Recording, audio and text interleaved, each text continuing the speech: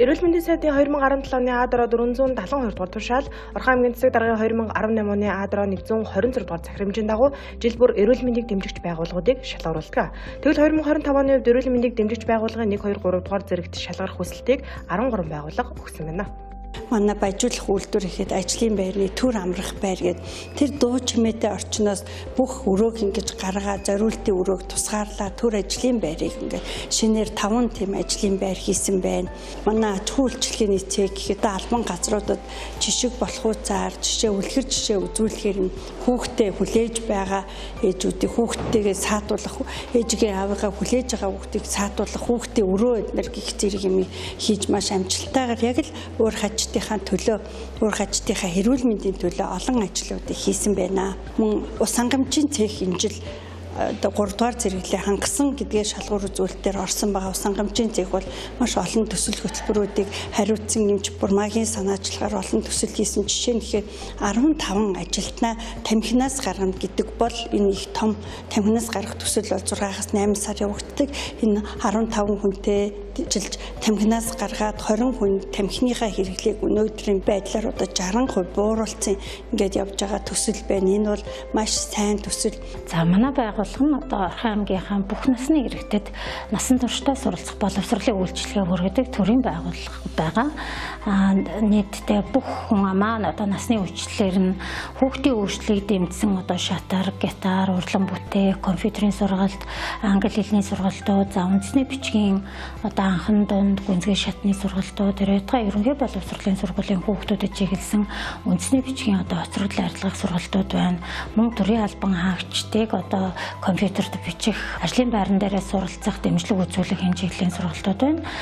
Эмэгтэйчүүд, залуучуудад одоо бүх насны иргэдэд зориулсан одоо хоёртлээс гүрийн сургалтууд, за гар урлал, давс, савнгийн, за мөн гар урлалын гипсэн урлал, бас англи хэлний сургалтууд, англи хэлний ярианы клубүүд зэрэг маш олон төрлийн сургалтууд байдаг. Тэгээд нийтдээ хичээлийн жилд 17 чиглэлийн хөтөлбөрөөр одоо 180 гаруй сэдвт сургалт үйл ажиллагаад байгууллагуудад захиалга сургалтаар нийлүүлдэг. Өнөөдрийн байдлаар хамгийн эрэлт хэрэгцээтэй байгаа сургалтын нэг төрлөл иргэдийн цахим ур чадварыг нэмэгдүүлэх, хэмэл оюун ухаан, за мөн дижитал шилжилтэд чиглэсэн энэ сургалтууд маань иргэдийн дунд эрэлт хэрэгцээтэй байна.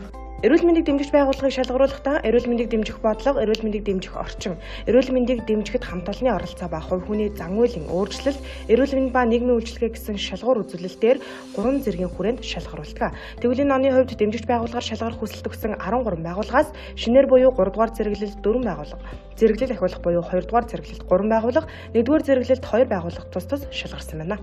Манай байгууллага 2024 оны 1 сарын 29-нд Баян өндөр сумын хөрөнгө оруулалтаар баригдсан цэцэрлэг 150 хүүхдийн хүчин чадалтай баригдаж ашиглалтанд орсон. За ингээд үүнээс хойш бол бид нэр стратеги төлөвлөгөөндөө болон одоо жилийн төлөвлөгөөндөө эрүүл мэндийг дэмжих байгууллага багш ажилтны эцэг эхийн одоо эрүүл мэндийг дэмжсэн ийм байгууллага болох юм зорилтыг тавьчлуулах байгуулагдсан цагаас бол ажилласан. За энэ чигээр бол энэ чиглэлээр бол нэлээдгүй ажлуудыг бид хийгээд 25 оныхоо 11 сарда бол эрүүл мэндийг дэмжигч байгууллага болё гэсэн хүсэлтийг бол өгсөн байгаа. Сургуулийн боловсрол бол хүүхдийн эрх хамгаалал гэдэг ийм сургалтуудыг багш нарт болон эцэг эхүүдэд за мөн одоо хүүхдүүдэд ийм зориулсан үе шаттай сургалт хөтөлбөрүүд бол нэлээдгүй явагддаг. За энэ чухалаар бол бид нэр хүүхдийн эрх хамгааллын талаар бол энэ хүүхдүүдийг хаана хүрч болохгүй өөрийгөө хамгаалах эрсдэлт нөхцөл байдалд орох үедээ одоо өөрийгөө хамгаалж сурсан байх ёстой гэдэг энэ одоо сургалтуудыг бол хүүхдүүдэд явуулдаг.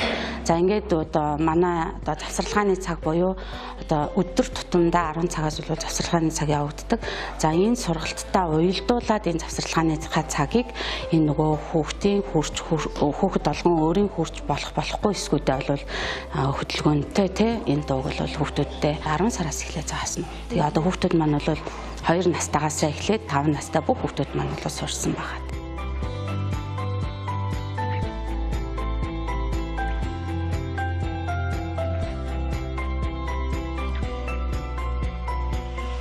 Одоо энэ жилээс бие навны багш нартай болсон учир нь бол UBS руу ороход нэг суурийг тавьж өгдөг. Одоо энэ цэцэрлэгийн багш нар одоо баруун зүүн тийш ирэх жагсаал зохион байгуулалтыг багш нарт нь дөхөн болгож авчиж өгдөг учраас цэцэрлэгийн насны хүүхдүүд айгүй хөөрхөн хүлээж авдаг. Цэцэрлэгийн насны хүүхдүүд голцоо дандаа хөгжөөн тоглоом ордог. Хүүхдийг хөгжөөн баясгадаг. 10 жилийн сургалтаас арай өөр. Хүүхдийг хөгжөөн баясгаж хүүхдэд ийш тийш затаар орохын тулд янз бүрийн хөдөлгөөнд одоо энэ бүх хэрэглүүд манад байдаг. Энэ хэрэглүүдээр өдөр болго өөр хичээл орохоор хүүхд айгүй сонирхолтой бага насны хүүхдүүд.